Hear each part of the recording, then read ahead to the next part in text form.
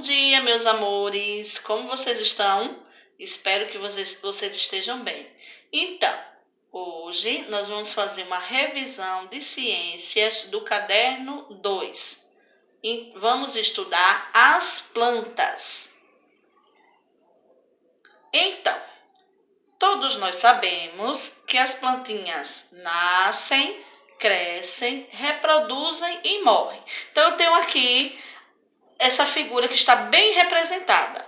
Não é isso? Então, eu tenho um pezinho de feijão, né? Então, eu plantei o pezinho de feijão, ele nasceu, depois ele cresceu, né? Reproduziu e vai morrer. Então, isso é o ciclo vital da planta.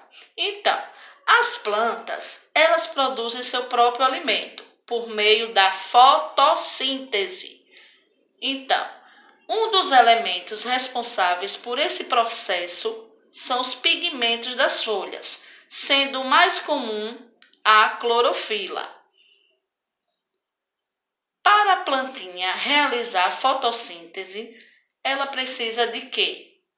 Do sol, não é? Então, o que o sol fornece? A luz e o calor, não é? A água e os gases do ambiente. Então, quais são os gases? Vamos observar aí na figura ao lado.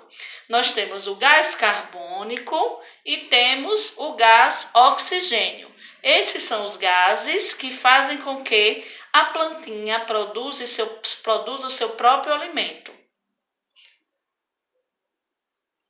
Na natureza, nós encontramos uma grande variedade e quantidade de plantas em relação aos seus tamanhos, né? Existem plantas grandes, pequenas, né? É uma imensidão de variedades de plantas.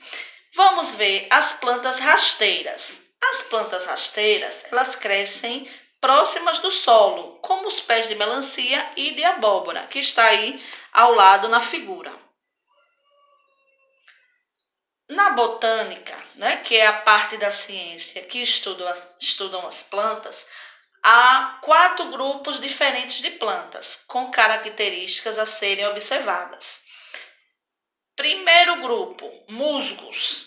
Então, são plantas com poucos centímetros de altura, não produzem flores e suas folhas. Seu caule e suas raízes não são considerados verdadeiros, pois não são complexos como os de outras plantas. Segundo grupo, as samambaias. Veja que lindas samambaias. Eu quero uma para mim. Então, as samambaias têm altura variada e encontramos tanto em espécies de poucos centímetros quanto de alguns metros de altura. São maiores do que os musgos, pois têm um caule com estruturas que possibilitam o transporte de substâncias pela planta. Terceiro grupo, araucárias e pinheiros. São comuns em ambientes de clima mais frio. Apresentam estróbilos, que é isso? São estruturas responsáveis pela reprodução. E sementes, porém não produzem frutos. É um grupo de plantas que pode ser representado pelos pinheiros e pelas araucárias. As araucárias têm pinhas, estruturas cheias de semente, chamadas de pinhões. Vamos ao quarto e último grupo, as laranjeiras. As laranjeiras podem representar esse grupo, que é o mais numeroso em quantidade de espécies. São consideradas mais complexas, pois apresentam praticamente todas as partes de uma planta. Então, quais são as partes de uma planta? Raiz, caule, folhas, flores, frutos e sementes.